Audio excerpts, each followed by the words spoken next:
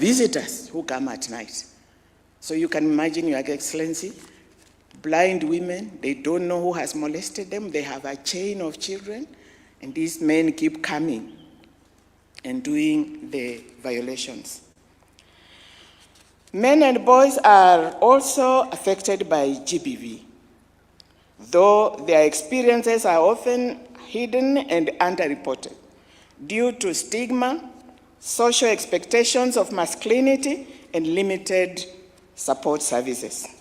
We found that men may experience physical and emotional violence in public and private spaces, and psychological harm linked to rigid gender norms that discourage vulnerability or help seeking. We heard of their experiences of going to the police to report a violation, and they are told, you are embarrassing the men. Please go back home. But they are suffering.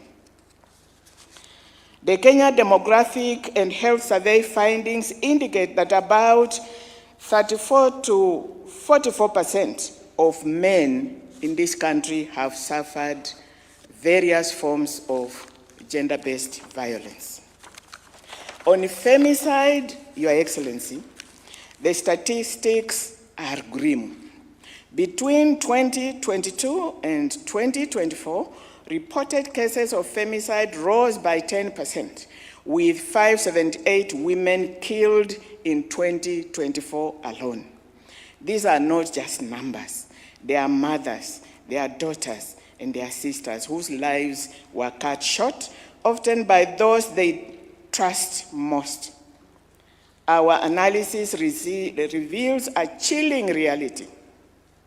The home, Your Excellency, has become the most dangerous place for women and girls in Kenya to live in. The home, a place of love, a place of warmth, also we think is the epicenter of femicide, Your Excellency. Children and boys and girls, Your Excellency, children as young as 3 years old, both boys and girls, are facing a severe scourge of abuse, defilement, sodomy, in the hands of people who should care for them, their own fathers. We came across some of the most horrific examples of what our children are going through. In Wajir, we heard of this experience. A child, a girl aged 4 years, Your Excellency, defiled and damaged so badly and left by the roadside with her intestines hanging out of her body. And that is the experience of many of the children we are seeing. And the most unfortunate thing, Your Excellency, is that defilement and abuse of children, who are the most vulnerable and the most defenseless of humanity, is shrouded in silence. Not a mother can defend them.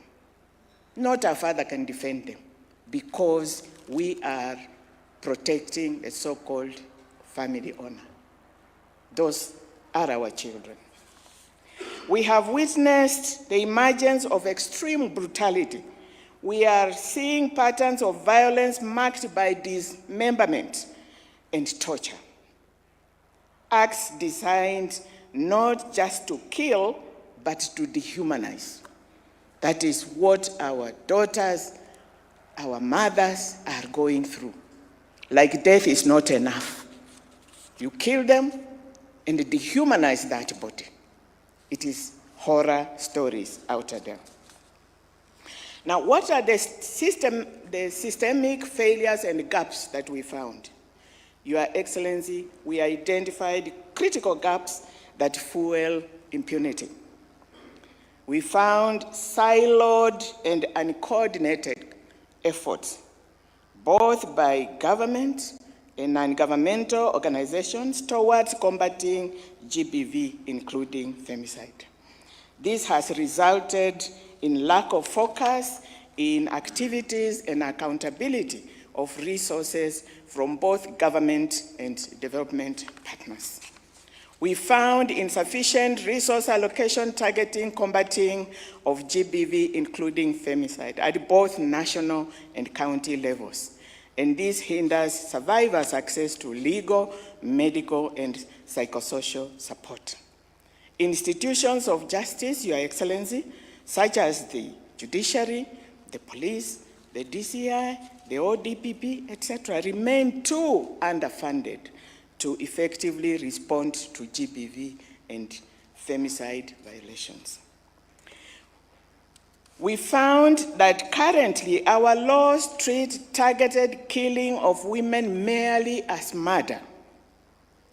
There is no distinct offense of femicide in our laws in the Penal Code. Yet femicide is not just a killing.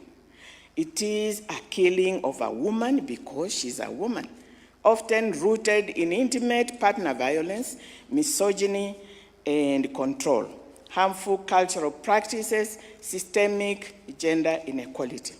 And therefore, treating it as an ordinary murder case erases the motive and the structural violence behind it, and prevents us from tracking the true scale of the problem and applying sentences that match the gravity of that hate crime. Your Excellency, we've had random debate. We have the law on murder, and murder carries a mandatory sentence. Why do you want a femicide law? And we are telling them femicide is different.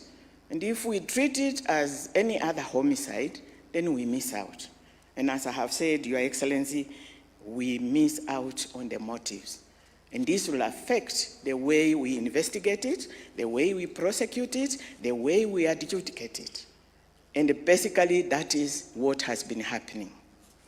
Your Excellency, we found that families and communities are often the greatest barrier to justice. In many counties, clear criminal acts, including defilement and murder, are withdrawn from the justice system and settled through alternative dispute resolution mechanisms, or maslaha.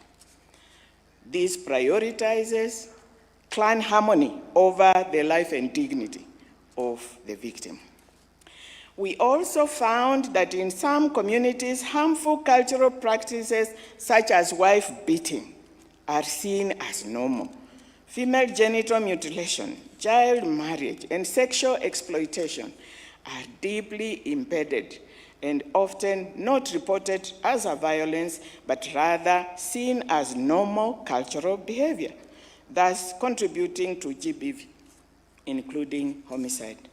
Culture also hinders men from reporting gender-based violence, especially to the police and other law enforcement agencies.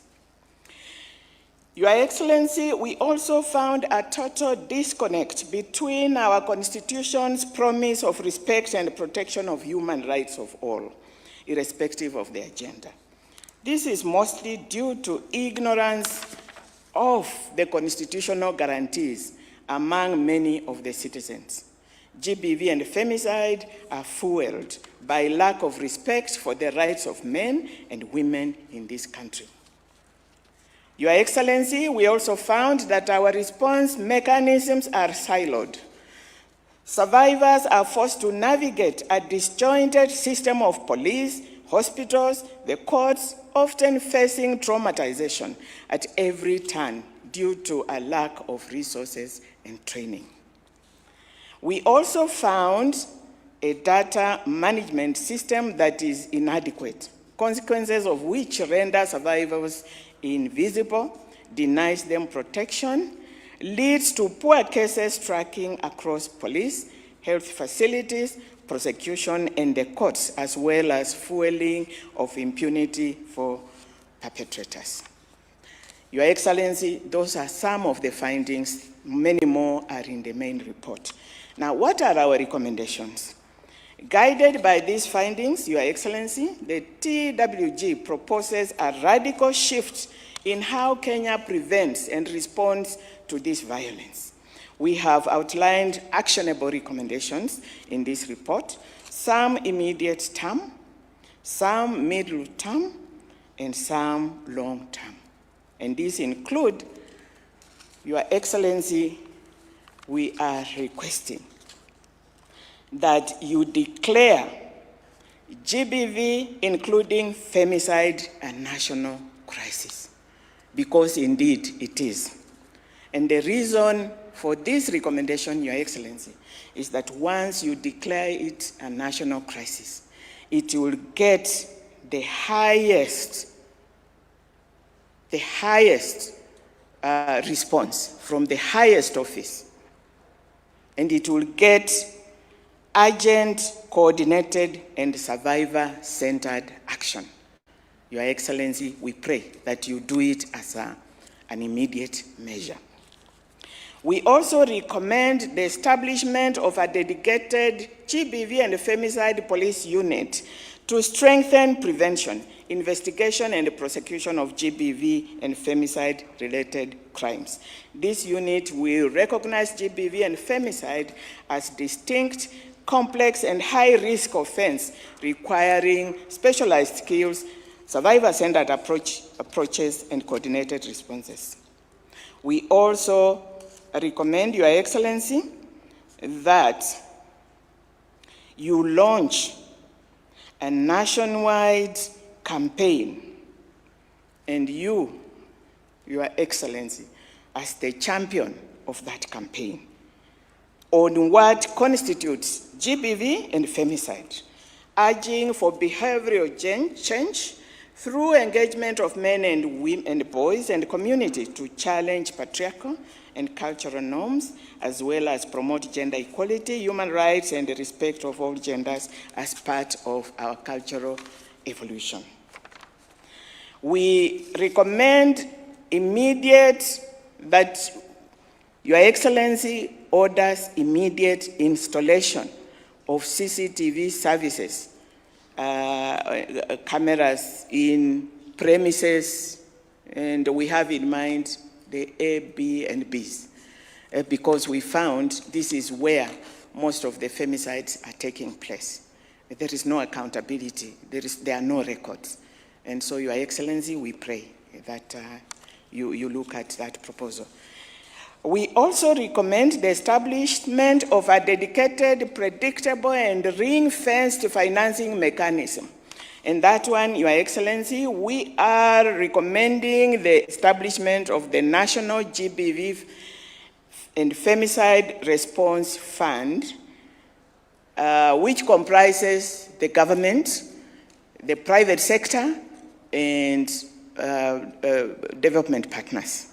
As I started off by saying, Your Excellency, we spend money out there without coordination. Donors give money. People do little things here and there. There's no coordination. Government spends money. And for the private sector, we want to tell the public that GBV and femicide is a security issue. And if they don't help us to combat GBV, they will lose out in business. So we make it our collective effort to finance this fund. It is a perpetual fund. And Your Excellency, we are asking that the government ring fences from Treasury nothing less than 15 million per annum, commencing financial year 2026-2027. And the development partners, some of them who have actually approached us and say, we have something. We put it in that fund. And what is the purpose of that fund? It will be to support survivors through emergency medical care. It will support psychosocial counseling and trauma care. It will help in legal aid, court support, and witness protection. It will provide for safe shelters, rescue centers, and temporary housing. It will help in economic reintegration of victims. Community education, and Your Excellency, we have requested you to launch this nationwide campaign, which is going to continue, and part of the funding will go into programs that will sustain that campaign. We want to engage men and boys in GBV prevention. Money will go there. School-based education on respect for equality and human rights, it will go there. Early warning and community protection, it will go there. Your Excellency, hope I'm not taking too much of your time, but I'm just about to finish. Now, we are also recommending the formation, the establishment of a multi-sectoral committee headed by somebody we are calling a chief coordinator who understands the philosophy and the ethos of this report, and the same to be located within the presidency. And its work shall be to undertake and oversee a cohesive and coordinated implementation of the recommendations of this report. We can't afford to lose it. It will also operationalize the GBV and Femicide Response Fund. It will also undertake fundraising activities towards the fund. I believe, Your Excellency, that this team, the great team of 43 members of us that you appointed, has great potential. They have shown dedication, they have shown skill, they have shown understanding of the scourge of GBV, including femicide. I would not be overstretching if I said, as you put up this implementation committee, you can pick from one. I can vouch for any one of them, Your Excellency. Legislative reform, we have several, but I'll pick out the most important. We recommend, Your Excellency tasks the Attorney General to initiate immediate amendment of the Penal Code to define and codify femicide as a distinct offense separate from murder or general homicide. The other law that we are recommending is the enactment of what we are calling a Citizen Obligation Act, which will require all citizens to report any cases of GBV, including domestic violence, which is hitherto treated as a private act. Your Excellency, we came across very, I don't know if they were amusing or saddening, but domestic violence is so rife. The beating, and that's where the women are dying. And yet, they can scream, and nobody turns up. In fact, we were told it is only dogs who come, which come. And then after the woman has died at the burial place, then everybody, this one, we knew it was coming. And nobody reports to the police. Now, the Citizen Obligation Act will take care of that everybody, and if you do not report a violation, you will be held as complicit in the commission of the crime. So we also recommend a mandatory national GBV response training across all sectors, and teaching of human rights and gender-based violence and gender equality across all training and school institutions, from the lowest to the highest level. As I said, we have a beautiful constitution, but everybody is ignorant about it. And killing of women, killing of men is because of lack of respect for the human rights of those persons. And yet we have a good, rich human rights instrument. We recommend a one-stop GBV recovery center in every of the 47 counties to take care of legal aid, medical care, psychological support, shelter services, etc. Data system, we recommend the creation of a national GBV and a femicide observatory. And we have listed the functions. The data collection is a problem here. In conclusion, Your Excellency, and thank you so much for inviting us and giving us this opportunity, we are saying that normalization of this violence is a direct threat to our constitutional promise of the right to life and human dignity. It is a threat to our economy. And Your Excellency, statistics from the National Commission on Gender and Equality show that this country loses nothing less than 46 billion Kenya shillings per annum because of GBV. That is a huge dent in our economy, which if we injected in our economy, the dream of Singapore could be real. Thank you very much.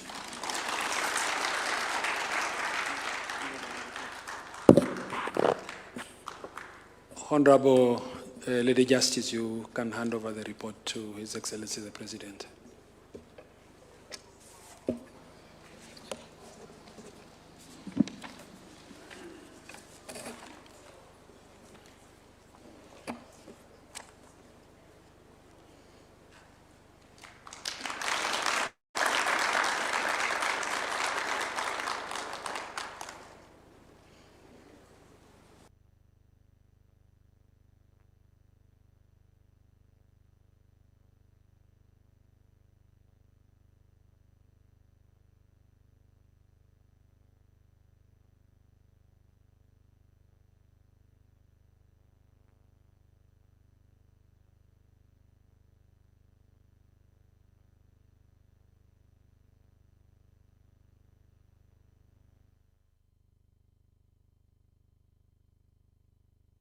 Cabinet secretaries and principal secretaries present, the members of the technical working group, distinguished guests, ladies and gentlemen, it is also my pleasure to join you today as we receive this report.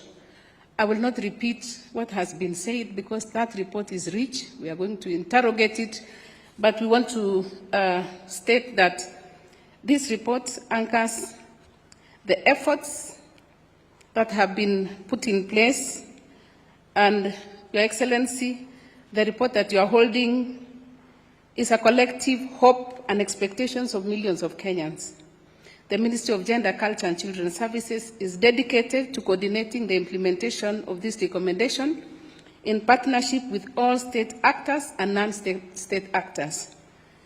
The work of this task force marks not the end, but the beginning of a renewed, resourced and relentless national effort to realize a Kenya where every citizen is safe and has dignity. I thank you, Your Excellency, for your steadfast leadership and your unwavering commitment to the empowerment and the protection of the people of Kenya. I'd just like to make a small correction from what the chair said. 15 billion is not enough. I think she meant 50 billion. So I think billion. Yes, because 15 million per year is not enough. It is the, how much was it? Billion, yes, not million. Yes, she meant 15 billion, not 15 million. So that is the kind of a budget we are looking at, but not only the budget, but we also, the campaign that she spoke about, where we go to every function, whether it is church, whether it is a school, whether it is any function, we will be speaking about it because we need our country to be safe. We need our women and girls to be free. We need our boys and girls to enjoy the leadership of His Excellency the President. I want to agree with you, Chair, that the only way to Singapore is to support the work the President is doing through the building of affordable housing, the markets, but we will not enjoy working in those places unless we do away with GBV and femicide. So I will not add much. Allow me at this particular time just to ask that we all be upstanding to welcome His Excellency the President to speak to us. Welcome, Your Excellency.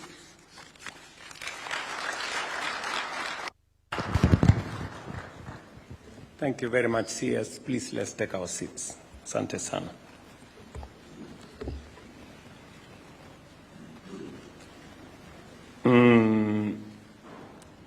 We did get very robust report from the chair of the Technical Working Group on Gender-Based Violence. Therefore, I will be brief in my remarks because I think she has outlined for us what needs to be done, and we are better off getting started on what needs to be done. But allow me to thank the chairperson of the Working Committee, Dr. Nancy Baraza, and all members of the task force for their thorough and far-reaching work. I commend you for engaging Kenyans across the 47 counties, listening to survivors, listening to experts, communities, and institutions, and for confronting this painful national challenge with courage and depth.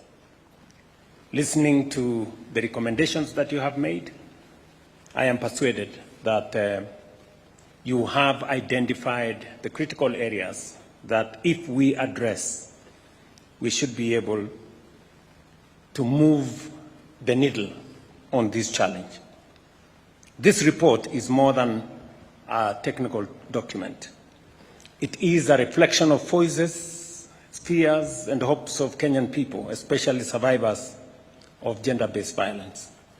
I have received and taken note of the contents of this report and its wide-ranging findings and recommendations on gender-based violence and femicide.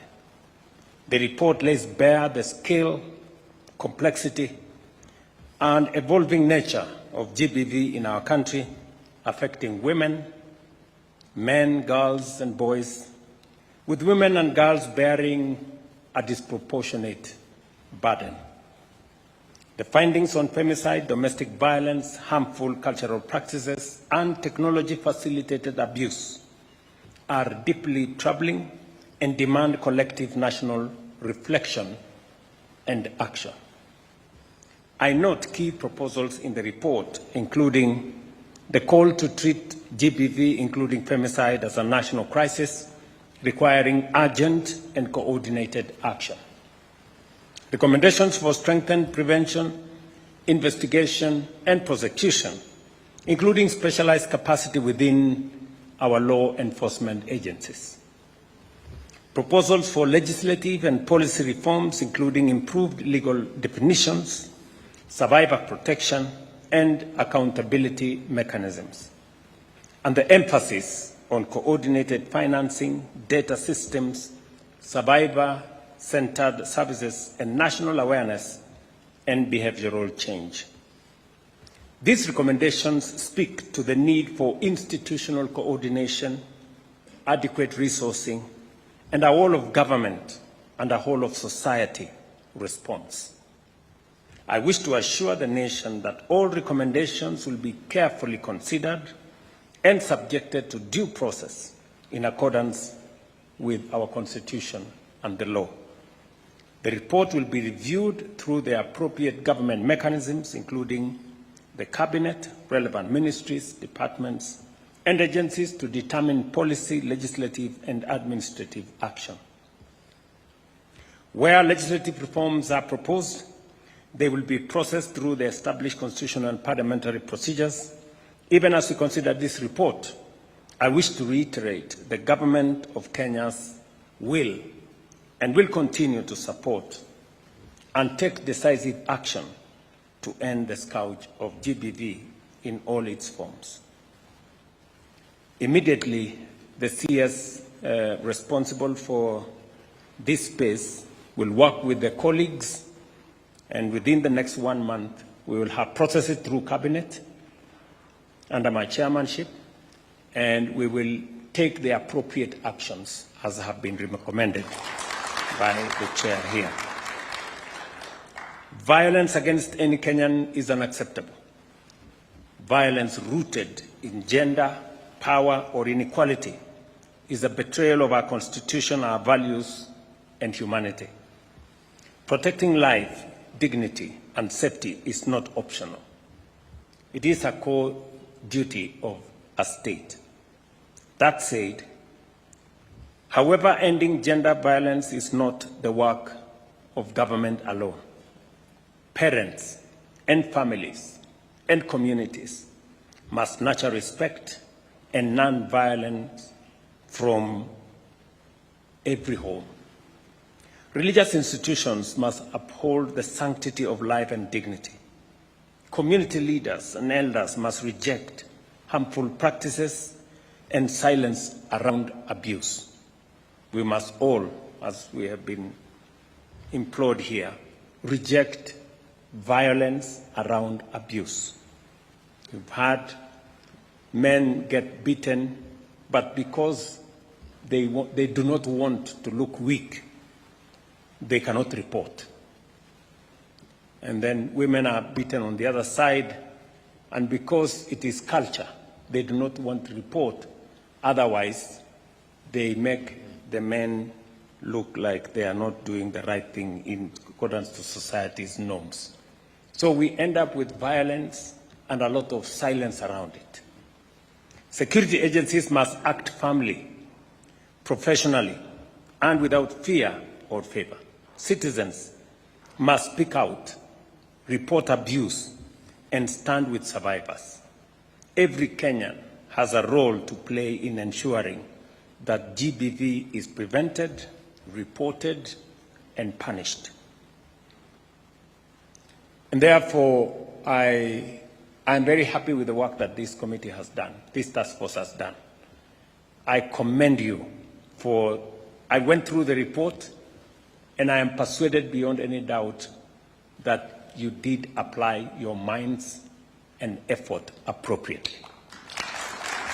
And as a means of ensuring that we pay you back, we will make sure that this report is implemented.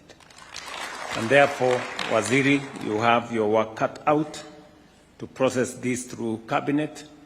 And if we need the services, the support, the input of any one of the members here, please allow us to reach out to you so that together we can see this report implemented.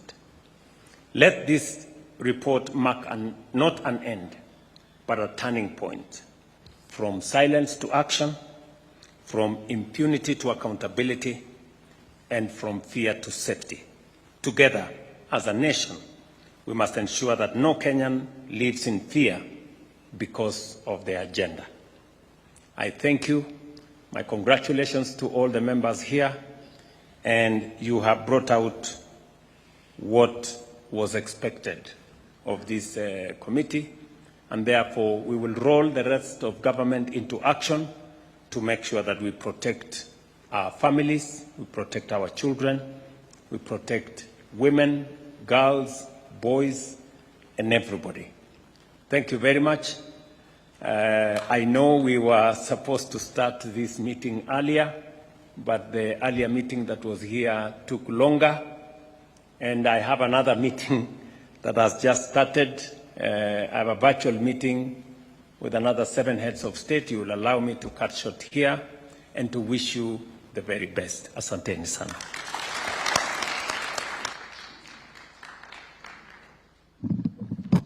Your Excellency, a quick photo, perhaps.